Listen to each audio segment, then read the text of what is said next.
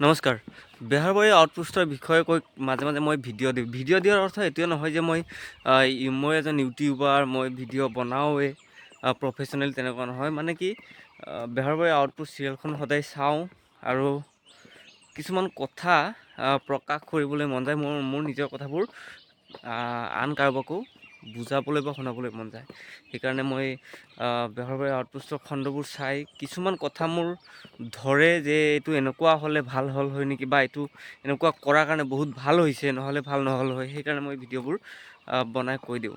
এতিয়া বেহাৰবাৰী আউটপোষ্টৰ চিৰিয়েলবোৰ কে মোহন যেতিয়া নাছিলে তেতিয়াতো বৰিং আছিল। তাৰপিছত যেতিয়া আকৌ নতুনকৈ ঘূৰি অহাৰ পিছতো কেইদিনমান ভাল লাগিছিল, তাৰপিছত আকৌ বেয়া লগা হৈ গৈছিলে কেৰ ৰোলটোক লৈ। কিন্তু বৰ্তমান অলপ ভাল লাগি আহি আছে। কিন্তু তাৰ মাজতে যোৱাকালিৰ যিটো এপিছডত কাহিনী কৰিলে যে গায়ক শিল্পী বুলি ক'লে, শিল্পী দুজনে ৰাস্তাৰ দাঁতিত মানে ফুটপাথত মদ খাই আছিল। তেতিয়া পুলিচে ধৰি লৈ আহিলে। অনাৰ পিছত সিহঁতক মৰ্যাদা দিব লাগে। মদ খাইছে সিহঁতৰ ভুল নহয় বুলি ক'লে, আৰু শিল্পীৰ মৰ্যাদা দি সিহঁতক হেৰি কৰিব লাগিব। তাৰপিছত থানাৰ পৰা গামোচা দি তেখেতসকলক থানাৰ পৰা বিদায় দিব লাগিলে। এইটো মোৰ বেয়া লাগিছে যে কিছুমান বস্তু বাস্তৱত চলি থাকে, হয়, তেনেকুৱা কৰা যায় শিল্পীক, এইটোও হয়। কিন্তু যেতিয়া আমি এটা কাহিনী বনাই প্ৰস্তুত কৰি উলিয়াম বা ভিডিঅ' প্ৰস্তুত কৰাম, সামাজিক মাধ্যমত দিম, তেতিয়া কিন্তু কথাবোৰ তেনেকৈ প্ৰকাশ কৰা উচিত নহয়। এজন গায়কে হওক, এজন শিল্পীয়ে হওক, এজন মন্ত্ৰীয়ে হওক বা ৰাজনীতিবিদ বা পইচা থকা মানুহেই হওক, সি যেতিয়া ভুল কৰে, অন্যায় মানে কি, এইটো অন্যায় নহয় মদ খোৱাটো, কিন্তু অলপ অসামাজিক কামৰ দৰে লাগিছে। মানুহক দেখাকে ৰাস্তাৰ দাঁতিত হাল্লা কৰি মদ খোৱাটো, এইটো এটা ছিষ্টেমত নপৰে বা এইটো আইন বুলি নহয়, এইটো বেয়া দেখি। গতিকে সেইজন মানুহক, শিল্পীয়ে হওক, যিয়ে হওক, থানাত আনি গামোচা দি বিদায় দিব লগা কিয় হ'ল? তাক মানে এনেকুৱা এটা কাহিনী বনাব নোৱাৰিলে হয় নেকি যে শিল্পীয়ে হওক, যিয়ে হওক, শাস্তি ভুগিবই লাগিব? তেনেকুৱা কিয় বনাব নোৱাৰিলে? কিয় নোৱাৰিলে মই সেইটো কওঁ, যিহেতু আমাৰ কিছুমান প্ৰগ্ৰামত, সাংস্কৃতিক প্ৰগ্ৰামত দেখা পোৱা যায়, শিল্পী কিছুমানে মদ খাই ষ্টেজত আহে আৰু গান গায়, কথা বতৰা পাতে, আৰু মদ খোৱা বুলি গম পায়।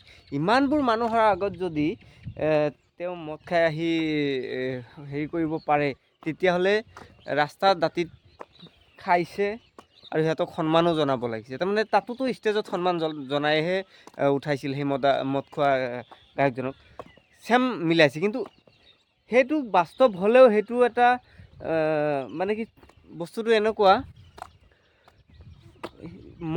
গায়কজনে কিন্তু কৈ অহা নাই যে মই মদ খাই আহিছোঁ, বা যেতিয়া ষ্টেজত উঠিব তাৰ আগতো কমিটিৰ লগতো আলোচনা কৰা নাই যে মই কিন্তু মদ খাই যাম। সি নিজাকে কৈছে। ইয়াত যেতিয়া বেহাৰবাৰী আউটপোষ্টত সেই বস্তুটোৱে দেখুওৱা হৈছে যে শিল্পীয়ে মদ খাইছে, তাৰ পিছতো মদ খাইছে মানে কি ৰাজহুৱা স্থানত, তাৰ পিছতো তাক সিহঁত দুজনক আনি সম্বৰ্ধনা দিয়া হৈছে। সেইটো মোৰ ভাল লগা নাই। আকৌ কৈছে এটা কথা যে পৰৱৰ্তী সময়ত যদি এনেকুৱা কাহিনী হয়, তেতিয়াহ'লে অলপ বেলেগকৈ কৰা হ'ব। হয়তো এইটো এটা ইটিকিং টাইপো সম্বৰ্ধনা হ'ব পাৰে, হয়, তেনেকুৱাই হয়, ওলোটা ইটিকিং টাইপেই হয়। তথাপি সেইটো কৰিব নালাগিছিল মোৰ মতে। ঠিকে আছে, এইটো ইমান মই ভুল বুলি কোৱা নাই, মোৰ অলপ হেৰি লাগিছে সেইটোৱে। বাকী এটা বস্তু চলি আছে ফেচবুকত, ইণ্ডিপেণ্ডেঞ্চ 750 ml পানীৰ বটল। এতিয়া চাওক, এই বস্তুটো কেনেকুৱা চবেই গমেই পায়, ইমান কোৱাৰ প্ৰয়োজন নাই। কিন্তু মই আনকমন বস্তু এটা ক'ব বিচাৰিছোঁ। এইটো এনেকুৱা, ইণ্ডিপেণ্ডেঞ্চ 750 ml পানী বটলটো জিঅ' চিমৰ দৰে। এতিয়া বুজি পাব যেনেকৈ বুজি লয়। গতিকে নতুন পদ্ধতিত আগৰ দিন নাই। আগত যেনেকৈ বিজনেছ কৰিছিলোঁ, আগত যেনেকৈ খাইছিলোঁ, গাড়ীত গৈছিলোঁ, সেইবোৰ নাই, অলপ পৰিৱৰ্তন হৈছে। আৰু সেই পৰিৱৰ্তনবোৰ আমি তলৰ পৰা সিমান এটা মাথা মাৰি উলিয়াব নোৱাৰোঁ। ওপৰৰ মাল মানে সিহঁতকেইটা। এতিয়া আদানী আম্বানীৰ লগত এই সৰু সুৰা আপোনাৰ বেপাৰী বা সৰু সুৰা ইণ্ডাষ্ট্ৰীয়ে তুলনা কৰিব নোৱাৰে। আমি পানীৰ ইণ্ডাষ্ট্ৰী খুলিছোঁ, এটাই ইণ্ডাষ্ট্ৰী আমাৰ এলেকাটো কভাৰ কৰিছোঁ।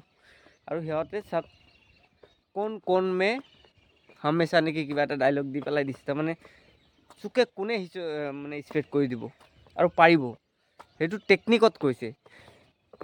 কিন্তু প্ৰয়োজন কি আছিল?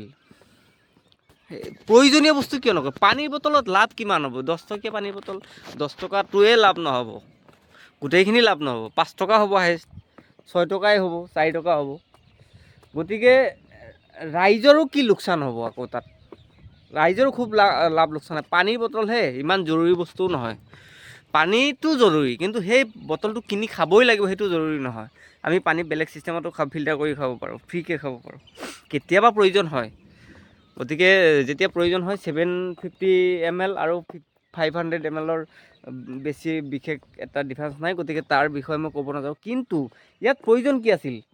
ইমান এটা হেৰি syrup, antibiotic tablet, vitamin syrup বা যিকোনো বেমাৰৰ মেডিচিনৰ দাম যে ইমান বাঢ়ি আছে, তাত কিয় এইটো কৰিব নোৱাৰে? 10 টকাৰ বস্তু এটা যদি 7 টকাত দিব পাৰিছে, মানে কি 10 টকাৰে বস্তু কিন্তু যদি পৰিমাণটো বঢ়াই দিব পাৰিছে, তেতিয়াহ'লে 700 টকাৰ যিটো মেডিচিনৰ বটল, 700 টকাৰ মেডিচিনৰ বটল যিটো মানে 7 দিনৰ কোৰ্চ থাকে, তাত 10 দিনৰ কোৰ্চ কৰি কিয় বনাই দিব নোৱাৰে এই ইণ্ডিপেণ্ডেঞ্চ কোম্পেনীটোৱে? ইয়াত কিয় লাগিছে? সৰু সুৰা মানুহৰ পকৰত কিয় লাগিছে?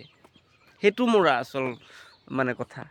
পানীৰ বটল যোনে বিক্ৰী কৰিছে কোনেওতো অভিযোগ কৰা নাই, বা এনেকুৱা নহয় যে এইটো কাৰণে মানুহ বৰ বিপদত পৰি গৈছে, মাটি বিক্ৰী কৰি পানী খাব লগা হৈছে, এনেকুৱাওতো হোৱা নাই।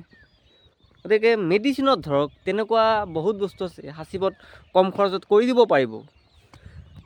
তেনেকুৱা বস্তুত ধৰিব লাগে, যিটো কৰিলে মানুহৰ হেল্প হ'ব, উপকাৰ হ'ব, তাত বিজনেছো ভাল হ'ব, হেৰি হ'ব। গতিকে ইণ্ডিপেণ্ডেণ্ট য'ত নেকি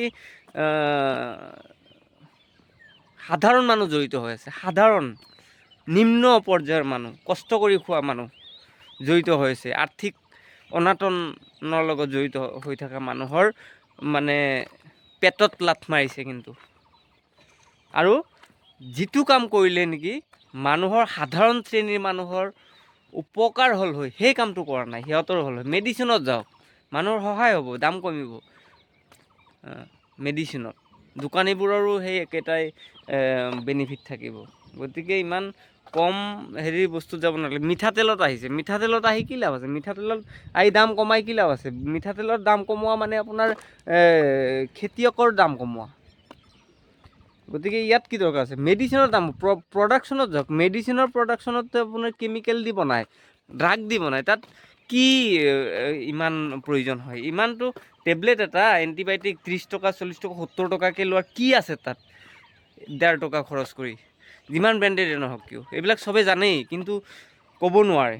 তাত যাওক আদানী আম্বানী, 70 টকাৰ টেবলেটটো 10 টকাকৈ কৰি দিয়ক, একেটা বস্তু ছেম কম্পজিশ্যন দি পেলাই, ভাল কোৱালিটি, একেটা কোৱালিটি কৰি সেইটো দিব পাৰিব, কিন্তু কিয় নকৰে? কোনে ক'ব?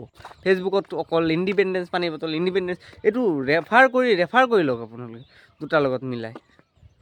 ঠিক আছে, চাই থাকিব বেহাৰ বাৰী আউটপোষ্ট মোৰ দৰে।